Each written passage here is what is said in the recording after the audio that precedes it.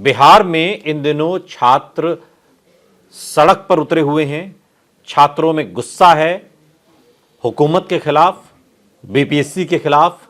BPSC की प्रारंभिक परीक्षा के खिलाफ छात्र सड़क पर हैं और डिमांड यह है कि परीक्षा दोबारा कराई जाए। बिहार लोक सेवा आयोग की 70वीं प्रारंभिक परीक्षा को रद्द कराने की मांग को लेकर 13 दिनों से ये कैंडिडेट्स धरने पर हैं। सोमवार को कैंडिडेट्स ने एक प्रतिनिधिमंडल ने मुख्य सचिव अमृतलाल मीणा से मुलाकात की।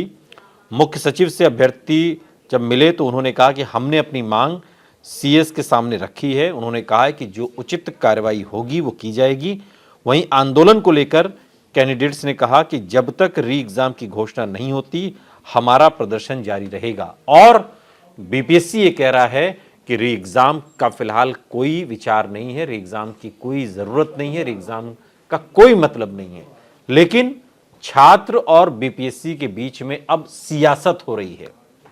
सियासत यह है कि वहां चाहे वो जन स्वराज पार्टी के प्रशांत किशोर हों, पप्पू यादव ने तो राज्यपाल से भी मुलाकात की, या फिर आरजेडी भी उसमें अपने स्तर पर अपनी बातें रख रही है। नीतीश कुमार बिहार से, पटना से बाहर हैं, शायद दिल्ली में हैं और यहां पर भी मुलाकातों का दौर चल रहा है, उनके लौटने का भी इंतजार हो रहा है। इन सब के बीच चिराग छात्र पिस रहे हैं। छात्रों का कहना है कि आप कोई पेपर ढंग से नहीं करा सकते, न वो चाहे वो यूपी का हो, चाहे राजस्थान का हो, चाहे अब बिहार का। कोई एग्जाम सही से नहीं हो सकता बिना उसमें लीपापोती के, बिना उसको लीक हुए, बिना बर्बाद हुए कोई एग्जाम नहीं हो सकता। यही आरोप बीपीएससी की 70वीं प्रारंभिक परीक्षा पे लगा है। अब उसमें ये सारा कोहराम है। कल एक विचित्र जो है वो दृश्य देखने को मिला जब बीपीएससी के छात्र वाटर कैनन का इस्तेमाल किया। वहां पर सीधा सीधा उन्होंने आरोप लगाया कि प्रशांत किशोर ने राजनीति की। वो पहले हमें वहां तक ले गए।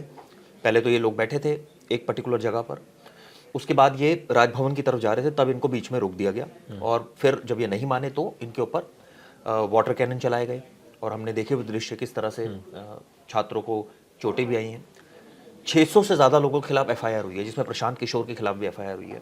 ये आरोप लगाया गया कि वो प्रोवोक कर रहे थे और ये आरोप लगाया गया कि वो शुरुआत में झंडा बुलंद कर रहे थे कि मैं सबसे पहली लाठी मैं खाऊंगा, लेकिन जब लाठी खाने की बात आई तो वो गायब थे, वो गायब हो गए। अब उनका ये आया डिफेंस कि भाई मैं तो चला गया था, उसके बाद ही सब कुछ हुआ, मुझे कैसे पता लगेगा। ये तमाम बातें हैं, ये पॉलिटिक्स है। ये तो पॉलिटिक्स है। पहली गोली राजभवन में हम सब ने देखा कि पप्पू यादव पहुंचे और वहां बीपीएससी में जो अनियमितताएं उनको उन्होंने उजागर किया।